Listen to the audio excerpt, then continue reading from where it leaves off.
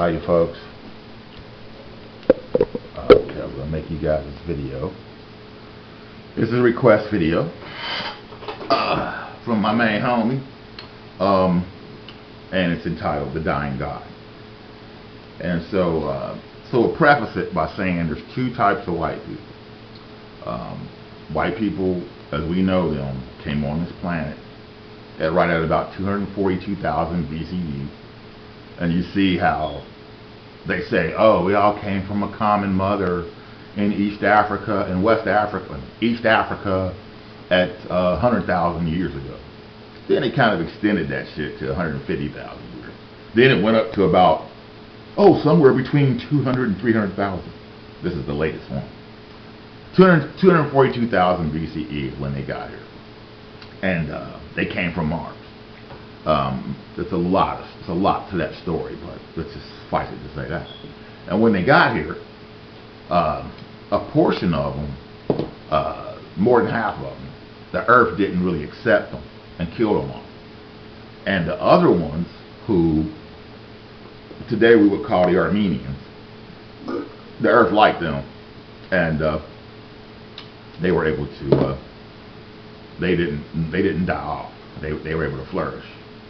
And so the whites who had died, they're now tied to this planet in an incarnational sense. So they go out in valence around the planet. You have to wait your turn to incarnate. That's right generally about 2,100 years.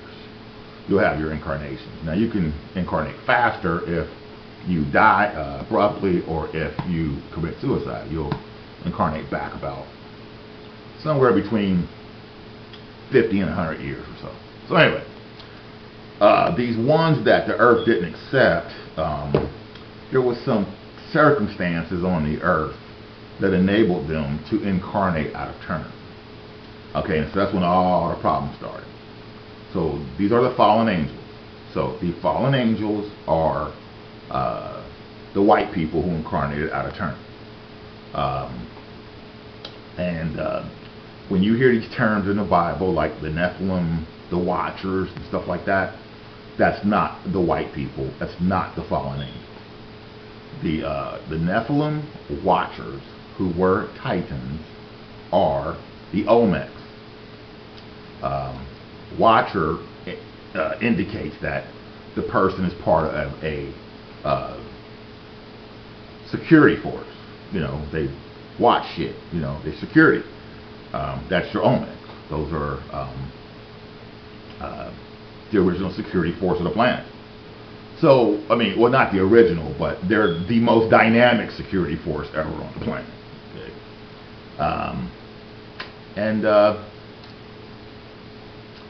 So as the white people get here, let's go with the Armenians first. They lived in harmony with what was already here. The Earth was already inhabited. The two oldest cultures that existed, the three oldest cultures that existed at that time were Lemuria. There was Atlantis. Okay, so sorry. Lemuria was the oldest of the current cultures, but the older cultures were the intact cultures. So Lemuria was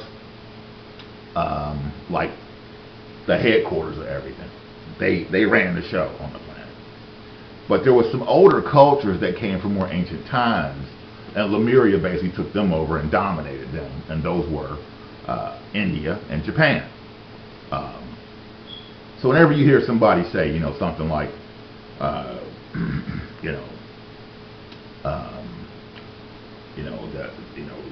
God, the word God didn't come about until 1300, 2000 BCE or something. It's all crap. It's all nonsense.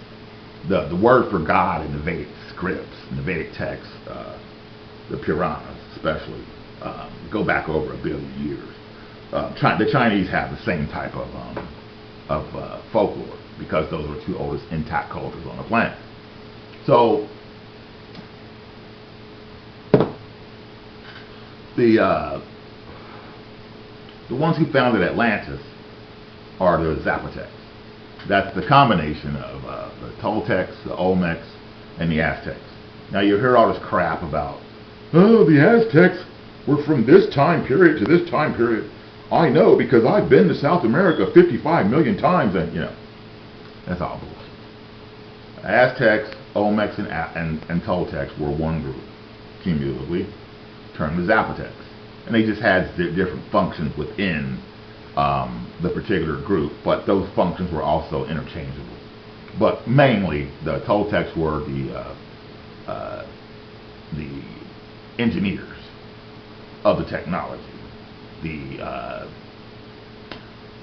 Aztecs were the technicians of the technology, and then the Olmecs were the maintenance of the technology, and they actually those are the ones that work the technology. Now they go back all the way to 268,000 BCE. So they were here, they got here on this planet. That's a red, black, and brown group, and it's basically their planet. And they got here roughly 26,000 years. So basically one click, one whole procession before the white people got here. Okay. Although the remnants of what we call humanity on this planet really came from them in the first place. But that's a long, long story, and that'd be like a 20-hour story. I'm not going into that. But so then come along one click, one procession of equinoxes. You have the whites show up, and the Earth accepts the Armenians because they were homogeneous with the Earth. Their vibrational characteristics were homogeneous with this planet. The rest of them, who we would term, you have to just say, they would be more like Russian-based. Not to disparage Russians, but that would be more or less where they kind of settled at. See, southern Russia start out, and then well, it's just the case. So anyway, so now what happened is that you have all these people that are always very interested in invaders from other planets and aliens. They created us, and stuff like this. Now there have been instances on this planet when there have been groups that have shown up that have done stuff like that. But the problem with that is that those groups were really from here in the first fucking place. That's a long story too. But something happened at a certain point to usurp the consciousness of these groups from southern Russia that the Earth didn't accept, that incarnated out of turn. Now, by them incarnating out of turn, they also made it with the animal kingdom. Okay, they energetically made it with the animal kingdom, and then they physically made it with the animal kingdom after they energetically made it with the animal kingdom, and that encased them in animal hybrid human bodies. Because after they had sex with the animals that were running around, they could not get back out of their association or their encasement into the physical body, which they were able to do before they did that. Okay, so what happens at a certain time coming forward, you do have a certain type of invaders or whatever that are periodic to the planet, that are just kind of a normal occurrence because we live in a predatory universe, so you'll just have predators show up to this motherfucker. And one of the predators that showed up was the fungi, the mushrooms. They just came from space, just came from the depths of the cosmos, just showed the fuck up. And they'll land out wherever the fuck they land and shit, and they'll start to grow wherever it is, because they're highly adaptable. So they'll start to grow. Their consciousness is such that they can figure out which planet to actually land on, and then they automatically know where to land and grow. Okay. So in this area of Siberia and southern Russia, So you have all these already fucked up white people. Okay. Then they get this invader that lands, and it's what's called the Amanita muscaria mushroom. And they started to, you know, because they're already fucked up, they start taking that shit. Oh, what's that? You know, oh, you know, they just took it. And they started to have enhancements. And those enhancements that they got were remarkable. And they were able to basically develop a cognitive system which wasn't foreign to the planet, really, but that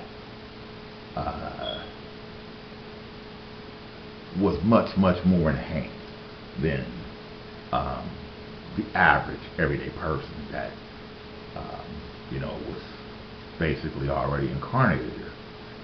So there were already some very dynamic beings. I mean, the Olmecs, Toltecs, Aztecs were very dynamic.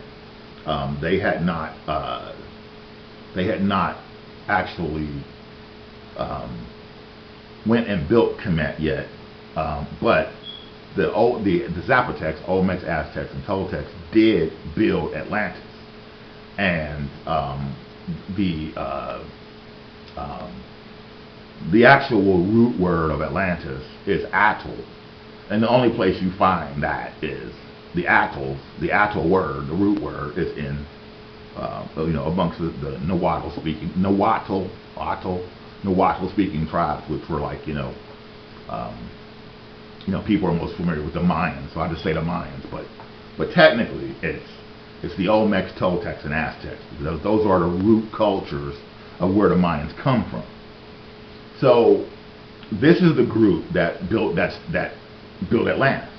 Now the Earth had a lot of primitive motherfuckers all over the place too when they got here. Don't forget, this is 26,000 years before the white people got here. And so in this 26,000 year period, the Zapotecs, Olmecs, Toltecs, and Aztecs went around and they just basically recultivated the planet because it had gotten to the point where it was kind of backwards, and a lot of parts of the planet were enslaved by the Lemurians. And the Lemurian mindset and outlook was not conducive to being compatible with the Zapotec mindset. Okay, they had different ideas of everything. All right, and so basically, the Zapotecs founded Atlantis, and Atlantis was all over the whole planet. The whole entire planet became Atlantis. Even insofar as the Zapotecs basically obliterated the Lemurians. It took them a couple 100,000 years, but eventually they just so obliterated the Lemurian culture, so they just basically destroyed the entire continent of Lemuria. Leftover aspects of Lemuria are like Japan and parts that part of the world, Australia, New Zealand, you know, those areas, Guam, the Marshall Islands, and all that. Hawaii is more of a combination of like Lemurian and Zapotecs, because they did have some situations where they actually made it with each other. So, because you'll see those dual monikers in certain Pacific Islander societies, that it seems like they have a reptilian influence, and it seems like they have a more of a mammalian influence, you know, like we are. And so they you'll see both those tremendous influences there, and as well as in the Zapotec culture, because they also had some intermixing with the Lemurian culture. I mean, after, you know, a couple 100,000 years, that's going to happen. So, but for the most part, overall, they still were separate cultures. And Atlantis just became the dominant culture on the planet. And at about 265,000 BCE or so, the Olmecs, went over to Africa. Africa was a backward fucking place. Just basically all cannibals running around the motherfucker. Just, pygmies and cannibals and shit. And they were just backward, So they set up a civilization over there, and they started it out in Ethiopia. And they basically gave it the title of Israel. Okay. So, and that's just the case. I mean, all the way back then. And a lot of parts of Atlantis were called Israel. Okay, it's just one of those words that they use for some reason to denote themselves. All right, so the idea of of what's positive, of what's developmental, comes from this group on this planet. And but if you go for like an example, like with like I said, like with the Indian and Chinese cultures, they also already had an idea of this, but this it came from just millions of years of previous interactions with the Zapotec culture, because the Zapotecs, what they do is they show up, stay for a while. You don't know, they might stay for a couple 100,000 years, they might stay for 2 million years, and then they split. That's just how they are. And then they'll go traipse around the universe, whatever the fuck they do, and then they'll come back.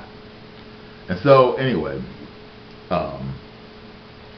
you can tell the last time that they all showed up was they landed in Nazca, down close to Peru, at about 268,000 BCE.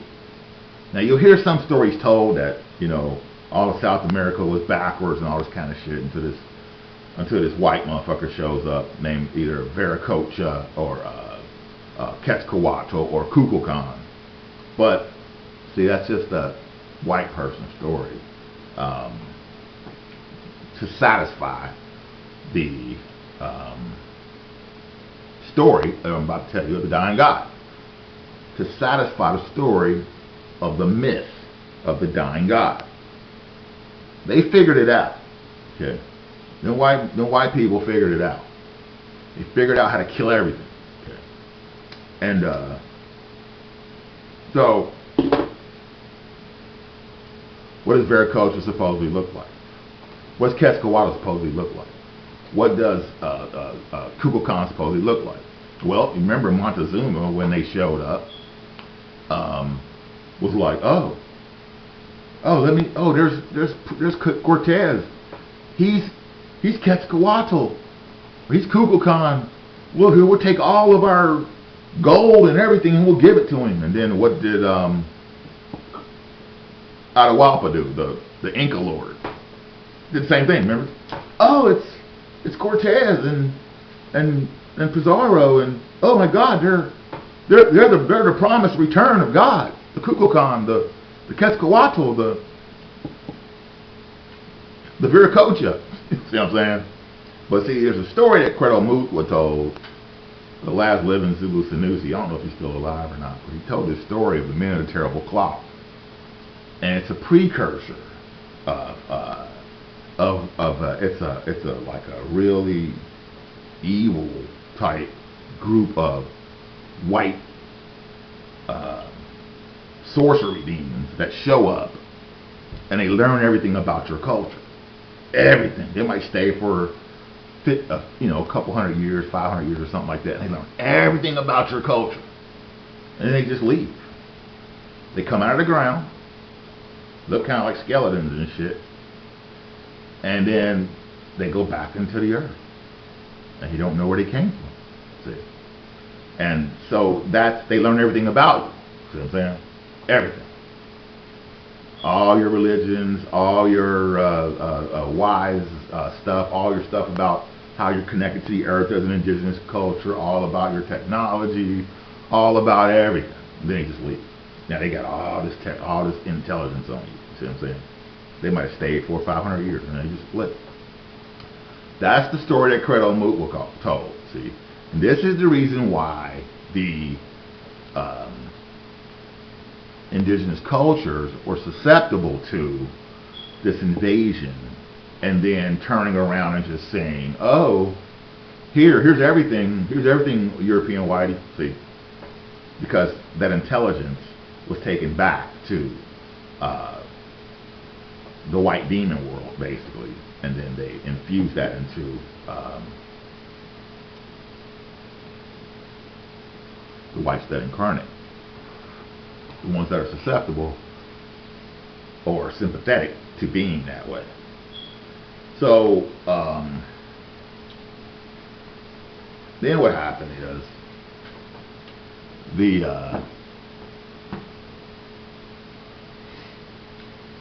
the ones who had mixed with the animal kingdom were causing a tremendous problem on this planet. See, they were basically antithetical, and they were against everything that's really truly developmental and not of slavery. And now, where do they get this from? They get this from their association to the Lemurians. Now, you thought the Lemurians had got, decimated. Well, they did, but it didn't happen for a couple 100,000 years. You got to remember that the Zapotecs showed up at 268,000 BCE, and we're here for one click of the procession, so 29,520 years, or 26,920, whatever. Okay, 2160 times 12, or whatever that is. And they didn't really have to deal with the white people until about 242,000 BCE. So in the meantime, the Zapotecs that went to Kemet at about 265,000 BCE, and they started building Ethiopia and Kush and the Sudan. Now, if you notice, there are more pyramids and megalithic temple sites in the Sudan and in Ethiopia than there are in Egypt or Kemet. Now, why is that? So you can ask yourself a question. Why is that? And then, so why don't they talk about that? You see, why don't they talk about the fact that they can't decipher the Olmec language? Why? Because they're both older than they're willing to admit. See, who is that? That's your current Jesuit white education system that you get throughout the world. They're not willing to admit that because you put too many things together. First of all, they'll never want you to put together that civilization started in Mexico. Ever want you to figure that out. That's why they eliminated, what's that book of the Bible, Enoch or whatever. And they tried to say, oh, Enoch was an Anunnaki from Mesopotamia. It's all bullshit. The ancient word for Mexico City is T-Noc Titlan. So that's T-Enoch, Titan. So it's a place of the Enochian Titans. So this is your original civilization, see? And you can also forget that story about South America being all backwards and shit until Veracocha, the white man, shows up. That's all bullshit. Okay. But what isn't bullshit is that you had these cultures these white cultures that had, one, they had mixed with the animal kingdom. Two, they were taking enhancements who were a foreign installation into their consciousness. So a couple thousand years goes by, 5,000 years goes by, 10,000 years goes by, 100,000 years go by, 150,000 years go by, and they've been ingesting this substance, this power plant, this power fungus that came from outer space. Mushroom, Amanita muscaria, for 150,000 years. Now this is so what happens is they get to the point of enlightenment, but they have no discipline for it. They just automatically do it. They just automatically have certain dates that they take it, and it's basically a ritual. And so what they do is like, since they're reptilian based ideology, is they attempt to assimilate every single thing that they encounter. So, of course, in Kemet, ancient Kemet, well, ancient Ethiopia first, you know, the Zapotecs would have taught everything. They would have taught science, they would have taught astrology, astronomy, they would have taught writing, they would have taught art, music, they would have taught, you know, defense, they would have taught everything. And so they would have also had to teach an idea of quote unquote God. Although at that time that culture really didn't look at things like that. They looked at like that God is simply the focus of energy. So if you, for instance, you know, you go outside and you want it to rain or something like that, you simply thank the rain in advance. You thank the forces of nature that can deliver the rain. You thank them for the fact that you're able to ask for the rain, you know, and you focus your energy on that. And then, of course, when more than one is gathered in my name, you know, blah blah blah, you'll have those results, you know, and you're already connected to the planet anyway because you're an indigenous person. And so that stuff all works. So what, as time went on, we come all the way forward. Now, the reason why Kemet was founded was to alleviate these associations to the animal kingdom that these whites who incarnated out of turn did. Okay, so they could come to Kemet, which was a giant hospital, university system. It took people about 40 years to go through the system. We count years now. And then they could graduate, and then they would be basically no longer a human. A human means hue means animal, monster, color. So animal, monster, hue. So human associated to the animal kingdom, animal, monster. And the goal was to become Manu. That's mankind. Okay, so when you say mankind, it has nothing to do with gender.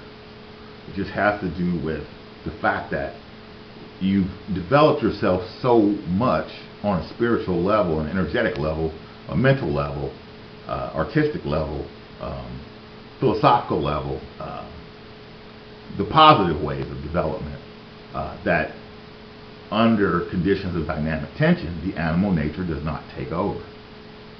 What prevails is reason and logic and, you know, love. So your auto response, you know, like say your auto response might be like if you know how you can ride down the road in your car and you see a squirrel all of a sudden run across the road. Now some people will just keep going the same speed and run the squirrel over. Some people will speed up to try to run the squirrel over. A developed person's auto response is to put the brakes on so they don't kill the squirrel. That was the goal.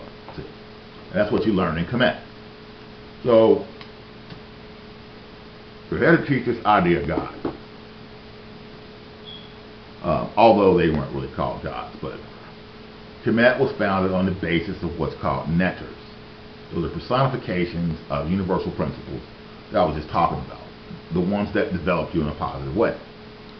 So this became the concept of God, okay? And the two pinnacle ones were termed Asar and Aset, or Isis, or Osiris and Isis. And they were the personifications of what was positive. And so now what happens is that since these other groups, the negative ones, were so enhanced, and their ideology is to usurp and assimilate everything. They would do exactly what their progenitors would do, which was they would observe everything about you. They would learn everything about you. But don't forget, they're already deranged because they've been taking these power substances. Even their children are taking it, and they've been taking it for 150,000 years or so. You know what I mean? And so there's nothing to shake a stick at. Okay, they were unbelievably formidable, and so they would learn everything about you. So what they learned, one of the things they learned about was tied to the concept of God and how to kill it, was a cyclical incarnational pattern. See? So there's a thing called a spirit core, and spirit cores incarnate in a 12+1 configuration. So that's why you hear these cult stories of, like, say, Jesus and the disciples being 12 disciples and Jesus, which this is a correct mirror of the story, and then that creates something else. So Jesus would be considered the dragon. So you have all the zodiac signs, which are Aries, Taurus, Gemini, Cancer, Leo,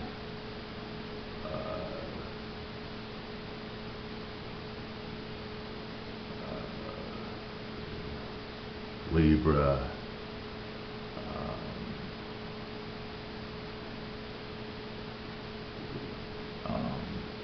what's after Libra? I think it's Scorpio, right? Scorpio, Sagittarius, Aquarius. Sagittarius, Aquarius, and Pisces. I think I got that. I think I got all 12. Anyway, if I didn't, but you know what I'm saying. So, supposedly, according to the occult doctrines, is that each disciple was a different zodiological sign. So that would be the correct way that a spirit core incarnates, even if they weren't. Okay, if that one, it's called the logos. That's the one incarnational representative, the manu, for the particular clique in the procession. So 12 cliques in a procession representing the zodiac signs. 2,160 years of each procession is each clique in the procession, which goes around 12 times, and that creates a new energy, which is the new age. So that's the wisdom. So that's why the manu for the age is generally symbolized by the serpent as being wise, whatever. Okay, so and the whole entire intent behind observing the zodiac and observing the characteristics within the zodiacal cycles is that an adept, a person who was truly developed in themselves the characteristics of every zodiological sign, the basic characteristics of it. That made that person dynamic and fluid. So the negative ones, who, like I said, are incredibly enhanced. They observed all this, right? And they wanted to find a way to take all that, to assimilate all that, and then control it. Because by controlling what people believe, by controlling the energetic aspects of what people believe, then they knew they could control everybody. So they had to gather up all the information about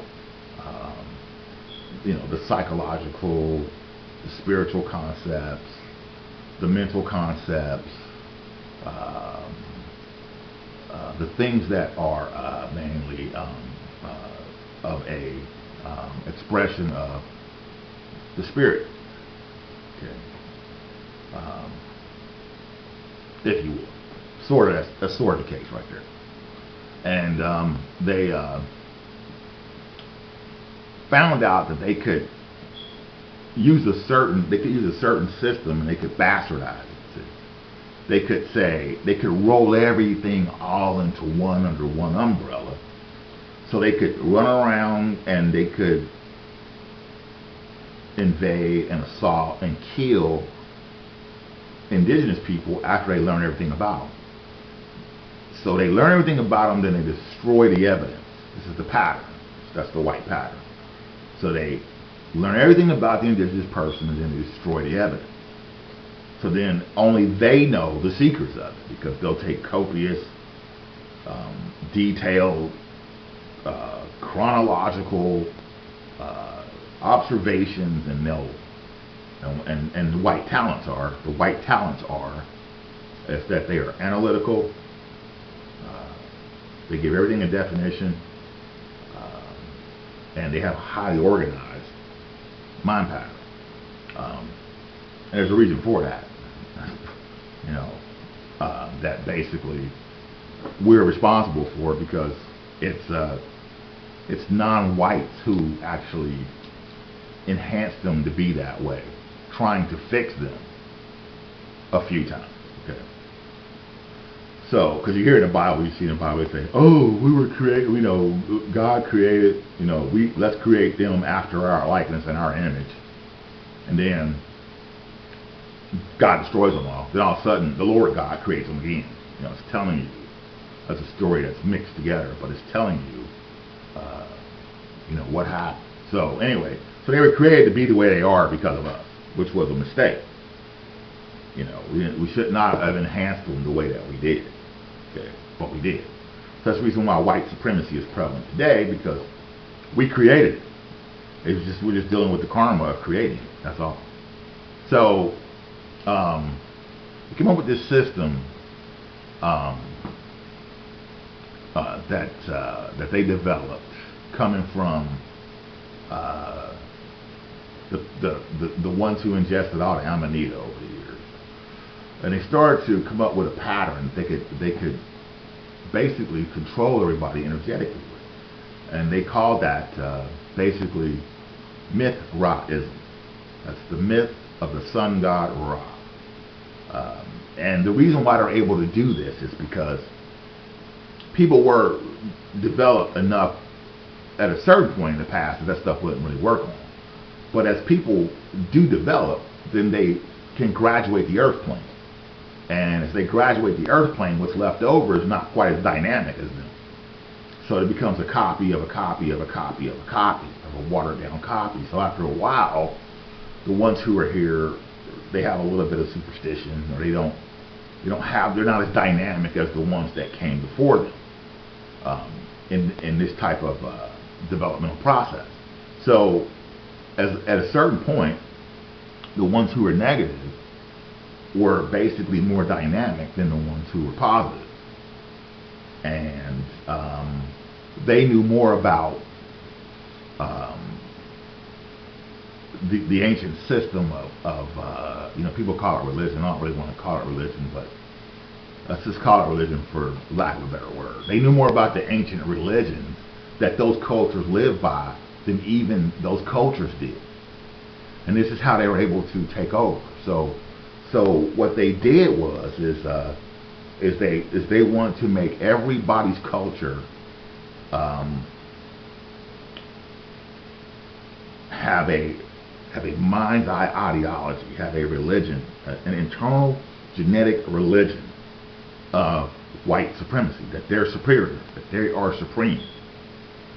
And the way they did that was by myth Ra-ism, the myth of the sun god Ra. Because if you notice in Cometian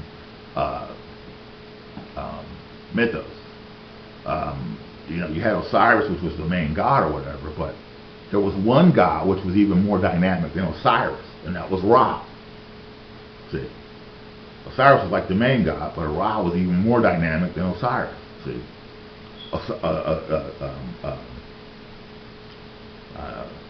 Ra was just completely just over everything. I mean, his light just shines. You see what I'm saying? So they chose Ra as to be the main one. And then what do? They start telling the story of the myth of the sun god. And they took all these personifications, or what's called neters, and started telling all these different stories about it. And then they started to interspeed into the stories of this cyclical data, which is astronomical and astrological in nature. And they started to apply that to the neters, and started to apply that to real personages and events that really happen, so that they can all appear to be just exactly one. And that's the name for, that's the main name for Mithraism. It actually interprets as that which binds beliefs. So it binds the belief structure. So now you have all this astrological and astronomical data, and so you will apply that to whatever the Manu for the age is. So whether it was Vishnu at a certain time, or whether it was Jesus at a certain time, or whether it was Bacchus at a certain time, or whether it was Dionysus at another time, or whatever. You'll just take all those, whether they were positive or negative, and you'll blend them all into one. And that way, it's easy to kill it, because you apply the cyclical data to it, the astrological and astronomical data. Because what is astrology really based upon? Astrology is simply based upon observing the incarnational pattern of human beings. So you have to die to be reborn. And astronomically, what are you observing? You're observing the precession of the equinoxes, which means that it's cyclical. And what happens in equinoxes? So in the winter, everything kind of dies, and then it's reborn. Now they say, 3 days later Jesus was reborn, but it doesn't make any sense. See what I'm saying? So you have the sun, which is Ra. Then you have the sun, which is Osiris, and then you have the Holy Spirit, which is Isis. So there you go: Father, Son, and the Holy Ghost. Father Ra, the Son is Osiris, which became Horus, because Horus is Osiris. Then the Holy Spirit is Isis. Okay. Feminine principle. So, which you have nothing without that. See, you have no power without that. So they had to kill all that. See, to get to a white supremacy construct. So they usurped the pantheons, and then they applied the astrological and astronomical data to it. So then as the cycles go by, things die. And what dies? So they say, so when the sun goes through the winter solstice, what does the sun symbolically said to do? It's symbolically said to die. Then it's reborn 3 days later. But see, that's not all that, I mean, if you go by the actual, real, true story, in the actual Jewish mythos, Jesus would have been conceived in the spring. See? And then he would have been born. You see what I'm saying? He would have been conceived in the spring. Then he would have been born in December. See what I'm saying? So he would have had been conceived at the spring equinox, and then reborn after the winter solstice, or right around that time. See? So now you have,